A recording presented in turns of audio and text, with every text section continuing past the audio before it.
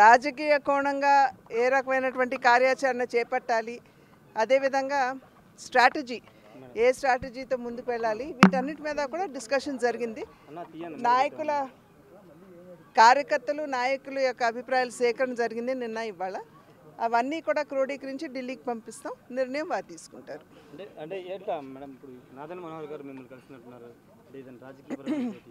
వారు స్నేహితులండి, ఎప్పటి నుంటో పరిచయం ఉంది.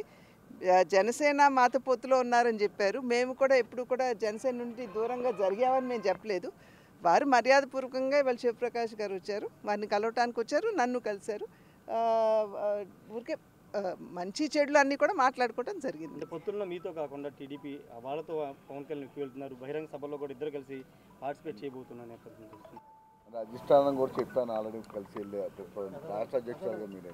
నో దాన్ని నేను రాష్ట్రం కాదండి, కార్యకర్తల యొక్క మనోభావాలకు అనుగుణంగా మేము వెళ్తాం.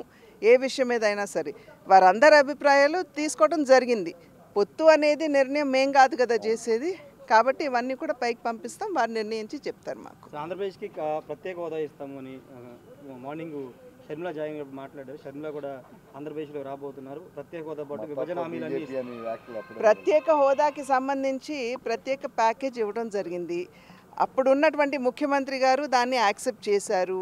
దాన్ని యాక్షన్లో కార్యాచరణ పెట్టవలసినటువంటి అవసరం ఉన్నా దాని కార్యాచరణలోకి తీసుకురాలేదు. కనుక ఇవాళ మళ్ళీ తిరిగి ప్రత్యేక కేటగిరీ ప్రత్యేక హోదా గురించి మాట్లాడడం అనేది అది I don't think it is timely.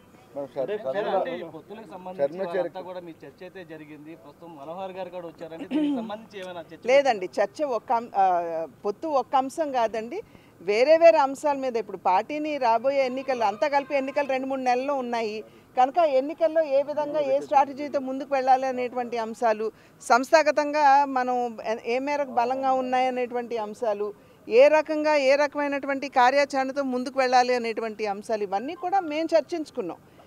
Like I said, ఇవాళ కార్యకర్తలతోటి నిన్న జరిగింది, ఇవాళ జరిగింది. ఇవాళ నాయకులతోటి చేసాం, నిన్న కార్యకర్తలందరితో కూడా మా చర్చ జరిగింది. ఇవన్నీ కూడా మేము పైకి పంపిస్తాం కదా. అది మీరు పవన్ కళ్యాణ్ గారు చెప్పిన మాట అండి, మీరు వారిని అడగాలి కదా, వారి అభిప్రాయం మీరు తీసుకోవాలి. అన్ని విషయాలు ఇక్కడికి శివప్రకాష్ గారు వచ్చారు, అన్ని విషయాలు వారి దృష్టికి తీసుకువెళ్ళడం జరిగింది. వారు ఈ విషయాలన్నీ కూడా పైకి ఢిల్లీకి తీసుకుని వెళ్తారు.